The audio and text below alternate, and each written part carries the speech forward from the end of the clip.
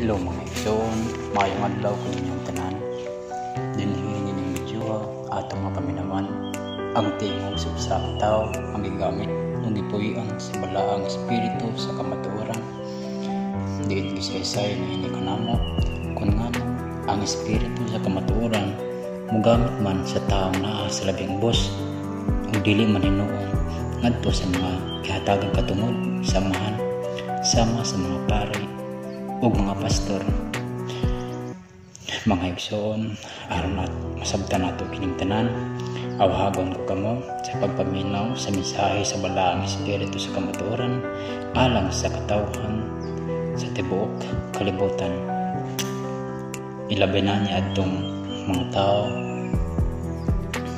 nga buta pagayod sa kamatuoran ug labaw sa tanan alang usab kini sa mga taong nakakita na sa kamatuoran apan nagpabiling paghihapon nga buta.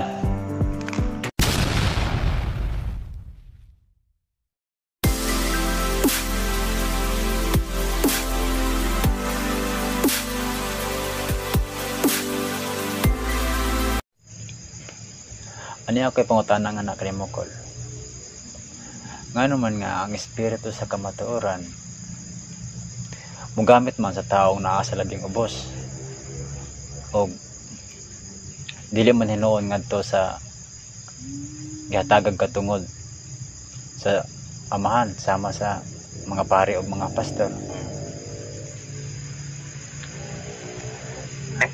Di ba nasa balaang kasulatan mulan katong tao nga nasa ubos ana kaniya ang mga milagro.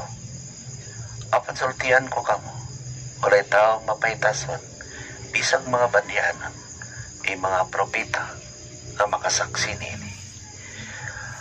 Ang anak sa Dios ang mga luluwas dili ba anaaba sa taas. Ang mga apostolis ada ba siya sa taas, di ba ana siya sa labing ubos. Ang giingon sa anak naingon siya iyang giyatag ng mga sumbingay. Nag-ingon siya adunay usa ka pinasidunggan o nagpasidungo o piki. Asang labaw ang gisilbihan ba o ang nagsilbi? Naingon siya natural kayo nga ang gisilbihan sa inyong kalibutanan. O naingon siya nganong nagsilbi man ako kaninyo. Ang buti pasabot ang nasa taas ipatas naman sa mga tao. Di ba nausap sa balaang kasulatan kung makatag ka mo ay ang pagpakita naday kung na ka mo sa tao imag-ampong ka mo. Pangatag mawalay nakakita, pag-ampong mawalay nakita, siri ang inyong kwarto mawalay nakakita, gawas kung mag-ampong ka mo para sa kinatibukan. Kung nangunta ang kunahuna sa mga tao sa balaang kasulatan, dili sukway ang binuhatan sa kalibutanan. Walay tao nga nasa taas nga gamiton sa espiritu kay gigamit naman kani niya ang pangalan ka Diyos nun o Kristohanan sa kalibutanan pa nila kapag to hinumdumi pag-aya ana gisulat ni Pablo sa taga-Hebreo kinsa ang tinuod nga pari. Adunay mga pari dinhi sa kalibutan nga anino lamang sa tinuod nga pari nagahalat og buta og piyang nga mananap. Ang buti pasabot niya na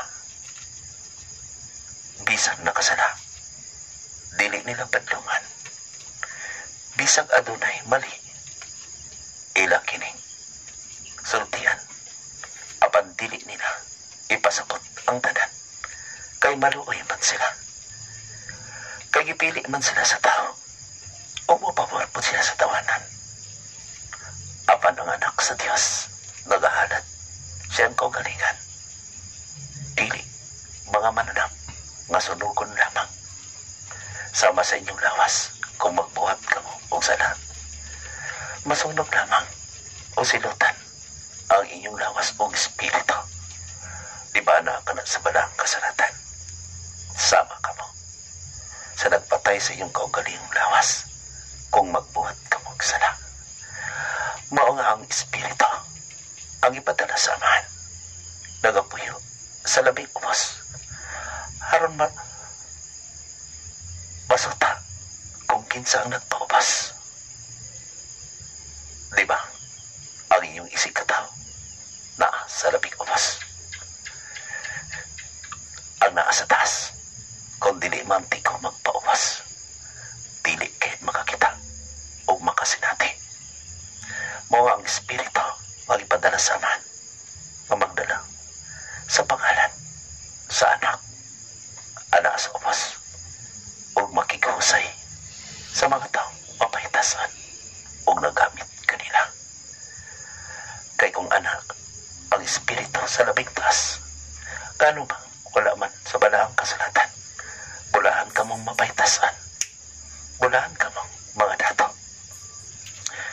Ang anak sa balaang kasalatan, matuman ka na. Kay diin gani ang inyong isig kataw, anak sa labing ubos, o ang espiritu mupayang sa usa ka tawo. Kadili alang dyan, dili bandianan, labaw sa tanan, walay kaom sa kalibutan, walay dungog na kalibutanan, kundi ipasidungog sa espiritu, pinaaki sa pagbando o pagsulti sa kamatuoran. Kaya ang kamatuoran mao man kini ang maghatag kaninyong kagawasan. Ana ka na tanan sa balaang kasalatan. Kung basahon ka na o tugyat, makaplagan ninyo. Busa, pagkugi, magkugi o pagbasa, sugdan sa sinugdanan, o tapuson kini sa katapusan. Aron masabtan kung ikaw nagasibot ba ka sa imong giingan, sa imong gibasa, nasulat sa balaang kasulatan. Tama pa ka? Amen.